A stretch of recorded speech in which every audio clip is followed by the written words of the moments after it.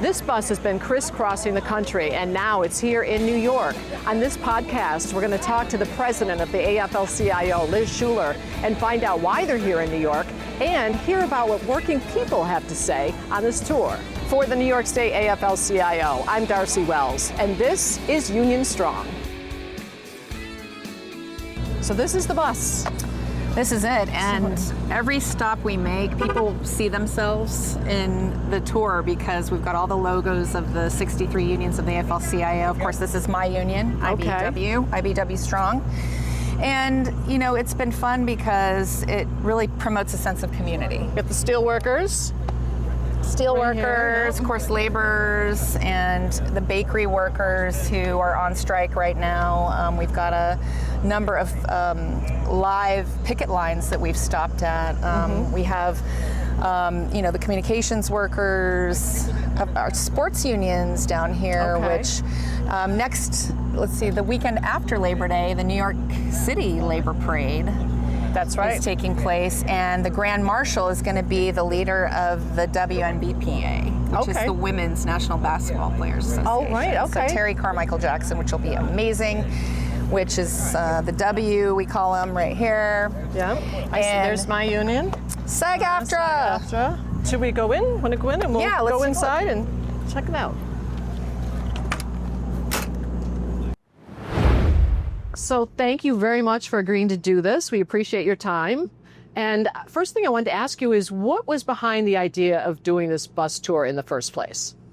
Well, I think you and everyone have been watching the attacks on workers. They've been coming fast and furious, and we thought this summer was the perfect time to do a full mobilization across the country, an accountability tour, if you will, because we just had this big, quote, beautiful bill pass Congress, and a lot of people really don't know what's in it. So we wanted to use the bus as a way to galvanize people, to really unpack and educate for people what happened, and to make sure that we're holding people accountable. We're bringing people's voices to the front and working people's stories and really humanizing what the impacts of a lot of these cuts have been, and putting workers first. And you talk about the fighting for freedom and fighting for fairness and fighting for security. What does that mean? Define that.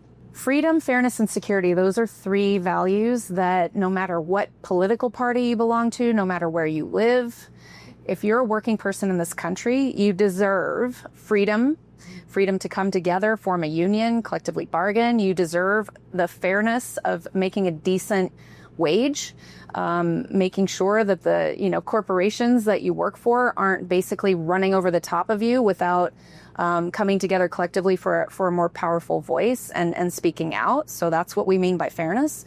And security, I think most people are living insecure lives these days. They're struggling to put food on the table. Costs are going up. And the fact that nobody really has the certainty that they need in their lives to be able to even retire in the future or buy a home. So this notion of security, that we should be able to make a decent living and provide for our families and maybe, retire someday. And what brought you here to New York? You're in New York. Why here? Well, we are right in the backyard of Congressman Mike Lawler's district here.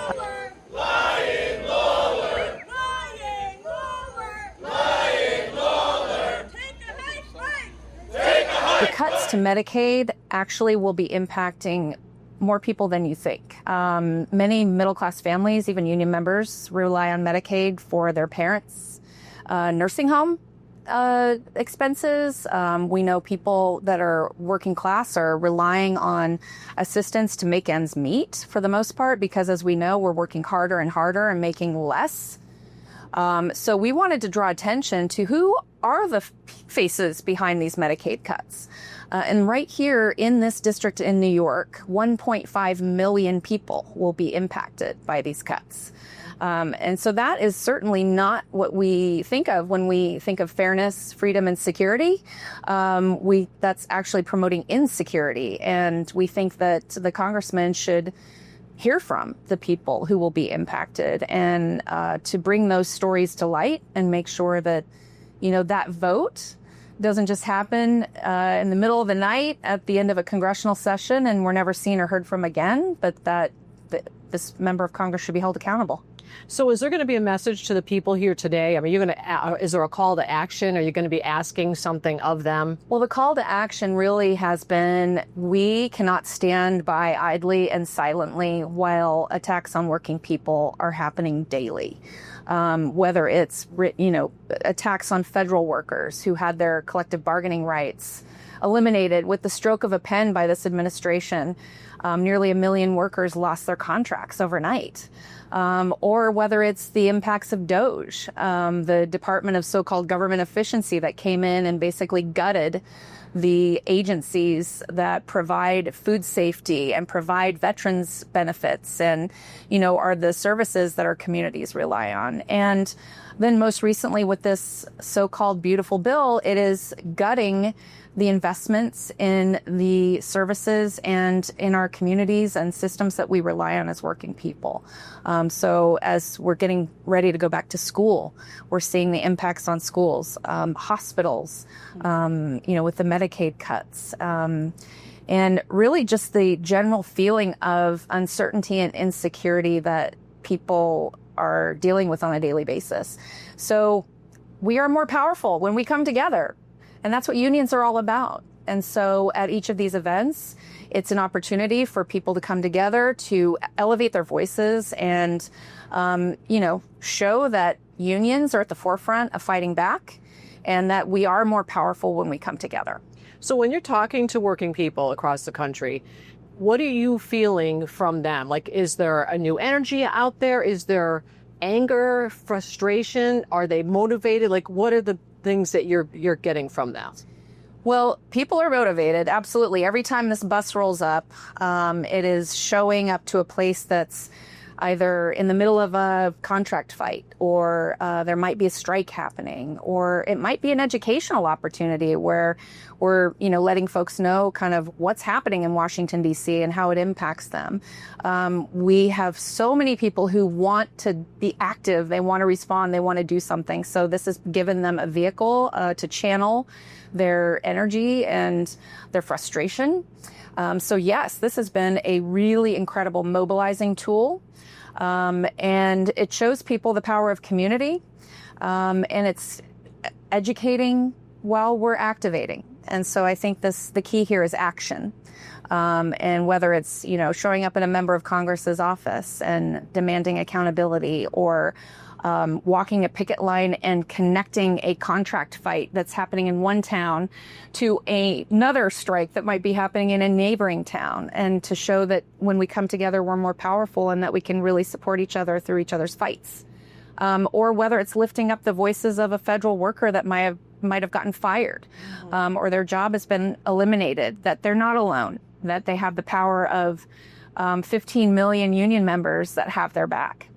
Is there any particular story or location or event that sticks out to you throughout your travels? Wow. So there were, I guess we're up to 39 stops at this point. And I remember at the beginning of the tour, of course, we had buses going up and down the East Coast and then crisscrossing the Midwest and the South, stopping through, a Delta Airlines organizing fight. Where I spoke to a flight attendant, Johnny, who was talking about having been on the flight where the engines caught on fire as they were landing in Los Angeles, and the fact that her training had to kick in, and what she was doing as a first responder, essentially in the air, while not having a voice on the job, that the company, Delta Airlines, has been fighting their ability to form a union for decades. And so her as a frontline worker, providing such important work on the front lines, but not being valued by her employer.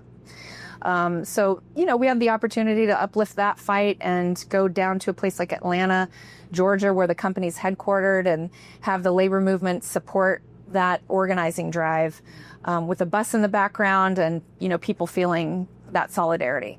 Then fast forward to today, for example, I know in Anaheim, California, we had AFSCME. President Lee Saunders was there to deliver a petition to Congresswoman Kim to say the vote that she took on that big bad bill is going to impact families and people's jobs and livelihoods, and to deliver a petition right to her office to call attention to what that actually means to real people. There's examples of all across the country. Chicago, we had an incredible week of action where, the operating engineers who had been working in conditions at the port where the company had been ignoring their calls for safety, and they used the bus and the solidarity of union members to really uplift the struggles of their operating engineers who are working in horrible conditions, where perishable food has gone bad and it's infested with rats, and they're, trying to set up their equipment, or not getting the support they need to make sure that they're working safely. So I just think that there's so many examples of the fact that working people are out there fighting, ready to lift up their voices and mobilize despite the obstacles and the challenges that we're facing. And it really gives us hope in the labor movement to know that, despite, we've been here before, right? Despite the challenges, that we're going to keep pushing through and working together across political lines, across geography, across different kinds of industries, because we're all in the same fight. And we're leading up to Labor Day. So what is your message as we go into Labor Day? Well, Labor Day is our day. This is Workers' Day. And we keep saying it's no longer just Labor Day. It's actually Labor Week this year and beyond, because this is a long-term fight. And so we really wanted to put a stake in the ground to say working people need to be front and center this Labor Day. And so we're building up events across the country to make this the biggest, baddest Labor Day that we've seen in a long time. And we have a map that's on our AFL-CIO website. So you can find a Labor Day event near you. And we're going to be in communities, small and large, all across the country, fighting for freedom, fairness, and security, but really uplifting what workers demand and what workers deserve. And we know that right now people feel uncertain and people's jobs feel precarious. People don't feel like they have control over their lives.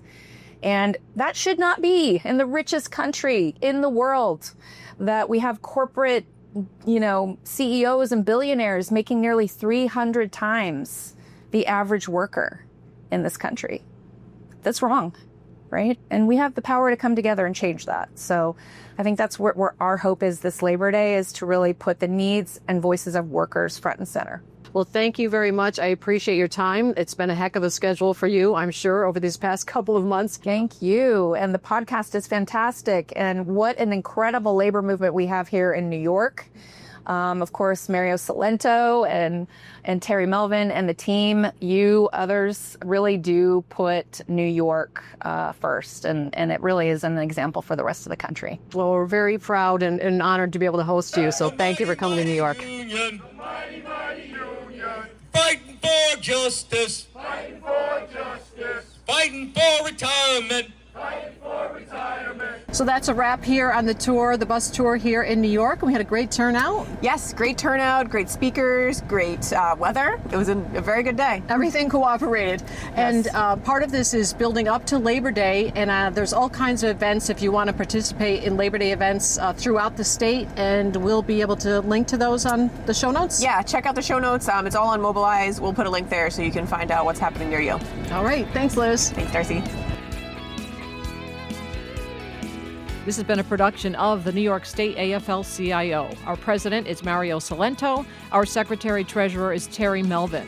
We're a federation of 3,000 unions representing 2.5 million union members, retirees, and their families, with one goal: to raise the standard of living and quality of life of all working people. We keep New York State unions strong by fighting for better wages, better benefits, and better working conditions. For more information on the labor movement in New York, visit nysaflcio.org. Until next time, stay union and stay strong.